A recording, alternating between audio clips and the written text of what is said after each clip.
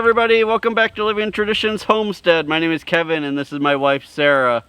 Well, about once a month we like to bring you guys a question and answer video where we answer questions that you've specifically left for us on some of our previous videos. We've had some questions recently that, we've never been asked before. So we thought we would talk to you guys and answer some questions that are really just kind of new to us. Now, because we live far out in the country and we don't have great internet out here, we're not able to do live streams. So we like to do this format because this is the easiest way for us to answer questions that you've asked us specifically about our farm and our lifestyle. Now, the first question really is a question that we get quite often, and that is just everyone wants to know how Hope, our milk cow, is doing because she's going to be having a calf soon. She is doing great, and she's pretty much just gigantic right now. Eating until her heart is content wherever she'd like to go in her new pasture area. Over at the new part of our property, she's just having a great time. Yeah, she's got about 15 acres all to herself now, which obviously she'll be sharing with her calf once she has it, but she's still got about 4 or 5 weeks left before the calf will be born. She is spending more and more time laying down these days. Yeah. She just looks so uncomfortable, but give her a month, man, she's gonna look even more uncomfortable. We keep thinking, oh, with as big as she is, she's gotta be, close, but she's not anywhere near close. No, she's still got, I think about 5 weeks left. Now, for those of you who haven't been following for real long, we actually had artificial insemination done on Hope last winter. And she's actually been bred to a Angus bull, so she'll be having a half Angus, half Jersey baby. We are so excited because Hope is our very first cow. She's a dairy cow. She's a Jersey, and so we've never had a baby calf on our homestead at all, like Kevin and I haven't. The new portion of our homestead has actually beef cattle on it already, and so there have been lots of calves over there, but for us, we've never had a calf, so we're really excited. Right, and this will be the first one that we'll actually be able to hopefully watch be born and play kind of a role in that. So yeah, we're really excited. Our plan for her calf is to raise it up, and that will be the very first time we've raised a cow for meat for our family. So we're pretty excited about that. Right. Yeah, for those of you who don't know, we've been completely self-sufficient on meat for about the last 8 or 9 years, but we just have never had the room before to raise a cow. So really, we've lived pretty much without beef for that amount of time.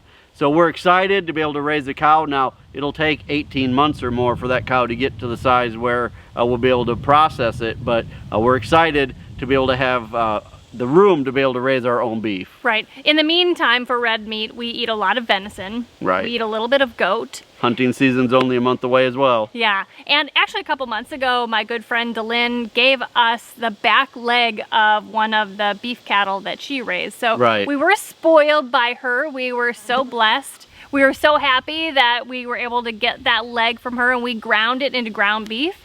And we've had some really great burgers. Right. So once Hope has her calf, we'll start milking her again.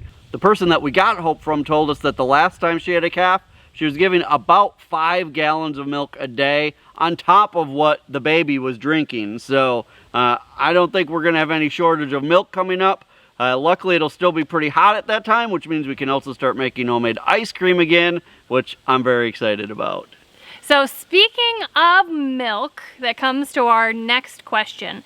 So in the past, we have raised dairy goats and have drank goat milk instead of cow's milk. Now we don't have our goats anymore because now we have Hope and we drink her milk, cow's milk. And so we got a question, like, which do we like better? Do we like goat milk better, or do we like cow's milk better to drink?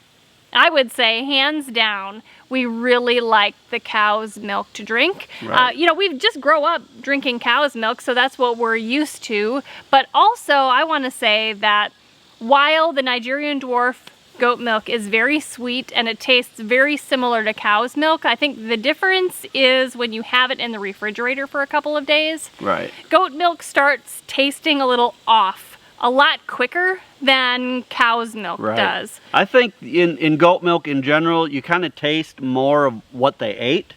I don't know if it's because they're a smaller animal. I mean, this is totally unscientific, but I feel like you can tell a difference in the flavor of their milk based on what they've eaten just within those few days or whatever. And I feel like that you can taste that more in the goat milk. I think the goat milk, as it gets older, it starts tasting a little bit more grassy or maybe gamey. I don't want to even say gamey, but a little bit more grassy. Yeah. Whereas the cow's milk in the refrigerator, you really don't start tasting a difference until like day 9 or 10. Yeah. But the goats, for me, I could start tasting a difference on day 3 or 5. Right. The other nice thing about cow's milk versus goat's milk is that you can easily separate the cream from the milk. Goat's milk is what's called naturally homogenized, which means you can't really separate the cream from the milk without a cream separator machine. And even then, you don't get a lot of cream, So the nice thing about having a cow is that, first of all, if you just let it sit, the cream will all come to the top and the milk will go to the bottom. And if you have a Jersey cow like we have, sometimes her milk is almost half cream. Definitely a third. Yeah, I mean, it's crazy the amount of cream that is on her milk. Right. So while I do like goat's milk, we prefer cow's milk, and we feel that cow's milk is much more versatile overall because you can separate the cream out to make ice cream, butter, cream for your coffee, lots of things. Yogurt. Sure, yeah. So anyway, in general, we prefer cow's milk just because it is so much more versatile, because the cream separates from the milk and you can do so much more separately with the cream and the milk. Right, but if you do just have a smaller property, we would still highly recommend goat's milk as a sustainable source of milk for your family. Absolutely. Now the next 2 questions are about things that we grow here on the homestead. So let's walk over to our garden. The first question is about our sweet potatoes. Now we have 2 rows in the garden of sweet potatoes right here. You can see this big mass of sweet potato greens. This is just 2 rows of sweet potatoes. The vines have gone crazy. It looks like everything is doing really well. The question has to do with the fact that underneath all of these vines, we have black weed fabric, which is a woven plastic fabric that prevents most of the weeds from growing up here. And the question is, if the vines can't make contact with the soil, won't they grow less sweet potatoes? Don't you want the vines to root down into the ground so that they grow more and more sweet potatoes? Now, I'll admit, we are by no means experts at growing sweet potatoes, but from what I gather, the majority of the sweet potatoes that are going to grow are going to be off the parent plant. And even if the vines do make contact with the ground and start making roots down into the ground, any sweet potatoes that grow in the ground are going to be so far behind the parent plant that you really won't get sizable sweet potatoes and maybe not even any sweet potatoes growing off the vines. Maybe if there was a way for you to see the difference between the parent plant and those that rooted off the vines, maybe you could leave that part still growing and harvest the parent plant. But to me that seems like it'd be hard to figure out what to harvest and what not. So I don't think it's a big deal that they're not touching the ground, but I do think it is darn awesome that there are hardly any weeds here to have to deal with. I think we've picked weeds here maybe once or twice the entire summer, and look at how fantastic it looks. Now, we weren't sure if this method was going to work very well either, except that we saw an amazing video by our friends Ben and Andrea from VW Family Farm in Arkansas. Last year, they planted sweet potatoes just like this, and they ended up with 600 pounds of sweet potatoes, even though they had plastic on top of the ground. Now, just to give you some perspective, though, about why we're not really worried about it, we planted probably 50 plants here, 50 sweet potato slips. If each parent plant, even if each parent plant only gives us 4 potatoes, guys, that's 200 sweet potatoes. We'll take it, okay? We would love to have 200 sweet potatoes. So we're not worried about whether or not they can make contact with the ground and grow extra sweet potatoes, because this, I think, will be plenty. We are so blessed. They're doing so well, and we can't wait until it's time to harvest them. The second question that we've had about growing things revolves around berries. We haven't talked much about whether or not we've planted berries, and if so, which berries do we grow, and if not, why aren't we growing more berries like strawberries, blackberries, or blueberries? Now we do have some thornless blackberries planted on our property. We put those in, I think, maybe the first or second year that we were here. But we haven't done a whole lot with blackberries, mainly because we have so many wild blackberries on our property here and on the additional land that we just purchased. There are just a ton of wild blackberries. Now, they're not as fun to pick because there are a lot of thorns, but they're so abundant that really we've decided at this point not to take up a lot of room with the tame blackberries because the other ones are just so prolific. And like this year, we were able to pick somewhere between like 8 and 10 gallons of them. So, you know, that's plenty for the needs of our family. We actually prefer the flavor of the wild blackberries to the tame blackberries as well. They just really have a lot more flavor. Those smaller little berries really pack a good flavor punch. Yeah, the tame ones are definitely bigger. The wild ones are maybe half the size, but they do have a really good flavor. And blueberries, we probably never shared this with you, but when we first moved onto this property, we planted some blueberry bushes, and we didn't know what we were doing and thought we could pretty much just stick them in the ground and everything would be hunky-dory. Well, they died. Yeah, they made it one season. Yeah. I think we got about 4 berries. Right, and we do want blueberries again in the future. We just don't know where we want them permanently, and that's one reason why we haven't done a whole lot of blueberry and berry planting in general, is because we just haven't figured out where the best permanent place is for them. Right, we do have some plans, or we've been doing a little bit of dreaming now with the additional land that we have, and I think we found a spot.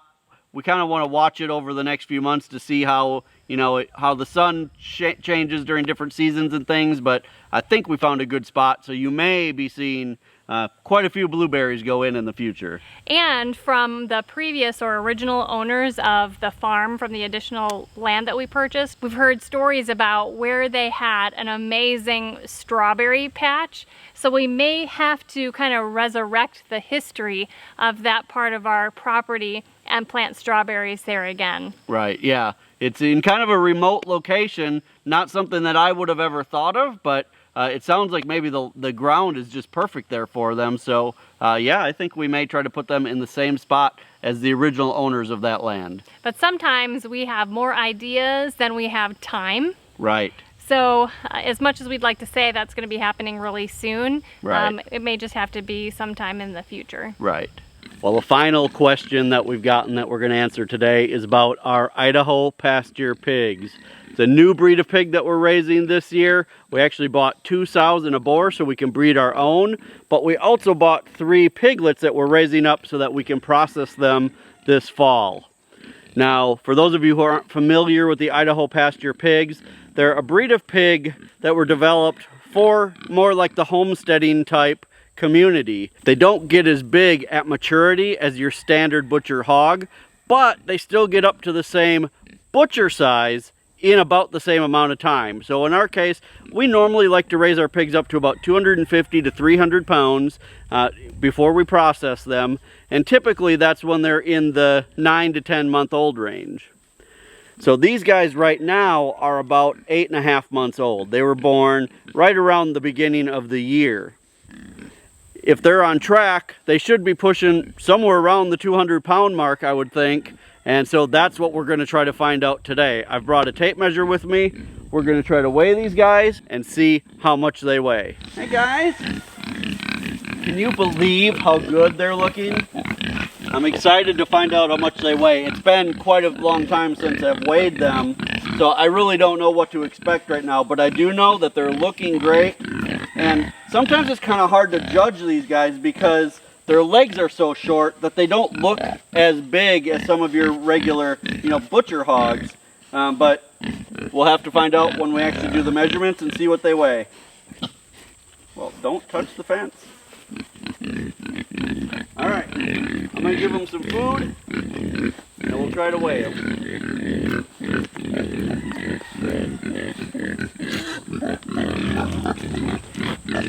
You guys want some food? I know you're feeling spoiled because it's not dinner time yet. All right, I'm gonna start with this one right here. So the way that you weigh a pig is to measure from between the ears to the base of the tail, which in this case is 46.5 inches. And then you also measure around just behind the front legs, 44.5 inches. All right, 46.5 and 44.5. Let's try to do all the others, and then I'll teach you guys the calculation.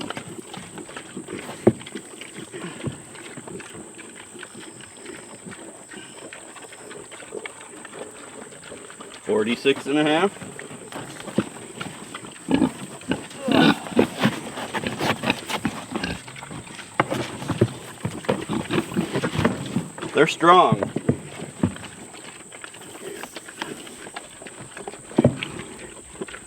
$44.5. Those two are the same.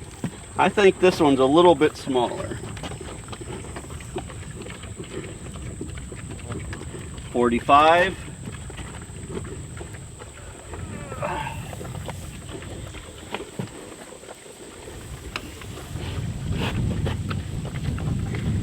And 45. All right, let's figure out how much they weigh. All right, so there's a simple calculation to do to figure out how much approximately that these pigs weigh.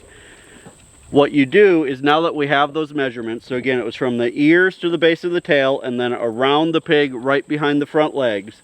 What you're gonna do is you're gonna take the girth measurement, which is that measurement behind the front legs, and you're gonna multiply it by itself. So in this case, we have two pigs that were exactly the same. So let's start with those. Those were 44.5. So we're gonna take 44.5 times 44.5. Then we're gonna multiply that number by the length, which was 46.5. And then we're gonna divide that entire thing by 400. And that gives us our answer. In this case, those two pigs are about 230 pounds. That is amazing. I actually thought they were going to be more in just the 200 range. So 230 by the middle of August is awesome. So I guess so far these guys are living up to their names. Let's figure out this last one. I do think he's a little bit smaller. So based on the measurements, he is, but let's figure out how much smaller. So he was 45 around and 45 long. So 45 times 45 times 45 divided by 400. Well, not much difference, 227 pounds. So only about 3 pounds, maybe 4 pounds difference. So I am excited. Now the other thing about these guys is that we're not free feeding. In the past, when we've raised our hogs to butcher, we've free fed and we just let them eat as much as they want all day. But these guys, we're weighing out their feed. We're giving them 6 pounds of feed per day per pig, or about that. And so they're putting on all of this weight without even free feeding. Now, of course, this time of year, they're getting a lot of stuff out of the garden as well. So they are getting some extras every day. But man, this is exciting to me and makes me even more glad that we purchased the breeding pair so that we can start breeding our own starting next year. Well, that was fun, you guys, to answer some of the questions that you've had recently. We really enjoy just having these, you know, less formal times with you. We try to answer as many questions as we can while we're recording our videos, but we can never think of them all. So we are very happy when you guys ask these types of questions. If you have questions that you've been dying to ask, or you've asked before, we just haven't gotten to them yet, make sure that you put them down in the comment section below. And we'll try to get to as many of those as we can in upcoming question and answer videos. If you're enjoying our videos, make sure you hit the subscribe button below so that you're notified of our new videos. And the best way to help us is to share our videos on all of your social media. Until next time, thank you so much for stopping by our homestead. Take care and God bless. God bless.